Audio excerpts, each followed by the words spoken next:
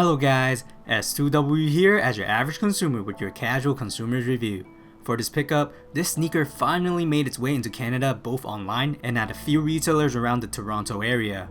Considered as currently one of the most popular shoes for its supreme comfort as a general lifestyle sneaker, it has helped Adidas become the second sneaker brand in the United States with its huge jump in sale values because of this model and technology.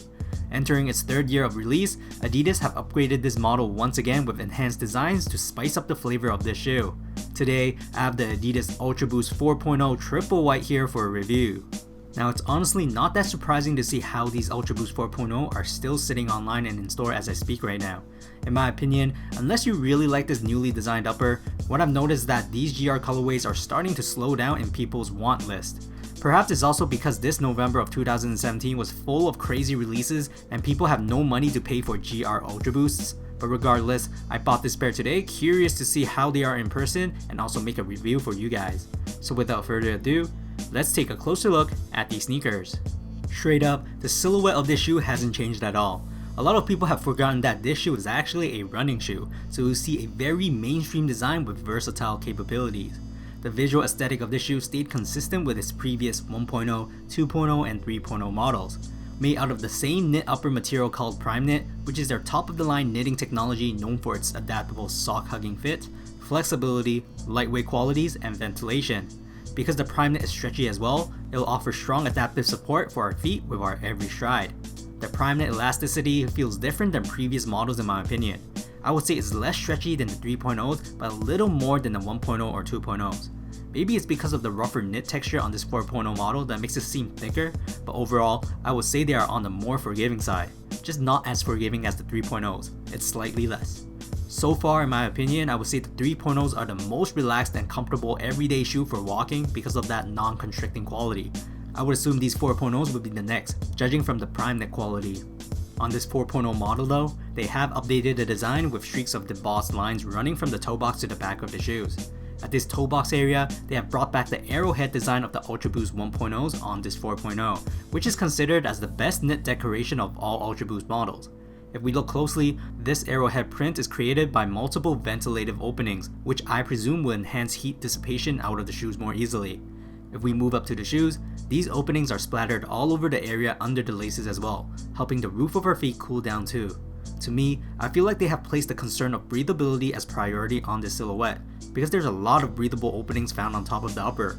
It's even seen at the side of the shoes, right under the iconic 3-stripe caging system that we see on every regular Ultra Boost.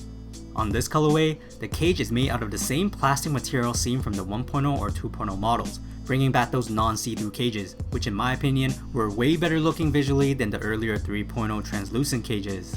There are 3.0 models with non-see-through cages now, and maybe it's because Adidas finally realized that they're not what the consumers want.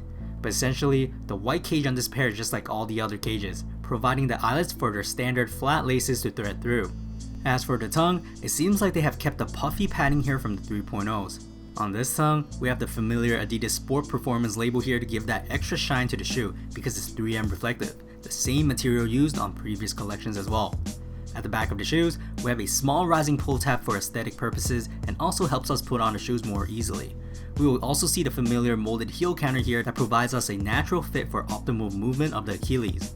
On this colorway, the Ultra Boost text branding is in silver, using the same colorway that appeared on the previous Triple White 3.0 model. Inside the shoe is just like any other regular Ultra Boost. The padding is cushioned pretty well and soft all around the ankle area with some thinner padding down below the heel area of our feet. These shoes came with an insole just like any regular Ultra Boost, and it's really the same insole besides the text branding that changed on the heel portion, which now reads Boost in a very fat and cloud-like font. In my opinion, kinda ruins the sleek nature of the sneaker a little bit for some reason, but I'm just being picky. It's on the insole anyways, so no one would notice it. Under the insole is the same unique rectangular pods for extra compression, and like other Ultra Boost models, there's a felt-like piece of fabric resting on top of the midsole with small windows to see through the cushioning. Speaking about the cushioning now, it's called Boost, which is the styrofoam looking material we see here known to offer an extremely responsive compression. The more energy you give, the more you get, and everyone has been saying it feels like walking on clouds, because it certainly feels that way with the soft, bouncy comfort. Under the shoes, we have a black Continental rubber outsole for extraordinary traction in wet and dry conditions. It's the same brand that makes rubber for our car tires, so you'll know how durable these are. We can't necessarily call this colorway triple white because of the black outsole, but honestly, I think it's a great decision to use black ones instead, so we won't see it get dirty easily. It's basically copying and pasting the Ultra Boost 1.0 triple white colorway on this 4.0 at this point.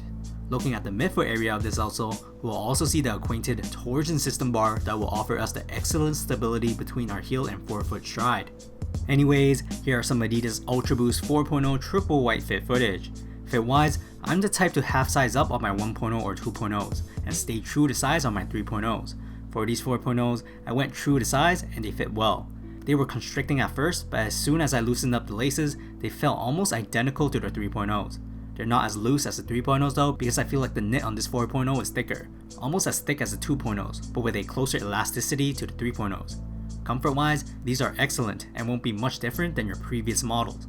Honestly, in my opinion at this point, if you still have yet to own an Ultra Boost, then this is the greatest opportunity to do so because I feel like a lot of people have tons of the previous models already, so they're more picky in what they want in the future. These GR colorways are nice and will never go wrong on feet, but I feel it'll only appeal to those who have yet to own these colorways in their rotation. I personally think this triple white 4.0 upper looks better than the 3.0's upper design, so there might be a group of Boost fans who will get these based on the upper pattern. I, however, don't think I will be keeping these because I have only worn my triple white 2.0s a handful of times, and I got those more than a year ago too. Unless there's a really special colorway of the 4.0s, I just don't see myself getting a lot more of these 4.0s because they're essentially the same to the previous models, with just a few visual tweaks. Again, I would jump on the Ultra Boost train now if you haven't yet because the upper design on this is just great looking. For other ones, I'm not so sure because the holes on the upper do sometimes make me feel uncomfortable for some reason. I don't have trypophobia or the fear of holes, but it sure makes me get goosebumps looking at some of the leaked images of other colorways. As always, throw me some likes if you like this video and let me know in the comments if you copped a pair of these 4.0s as well.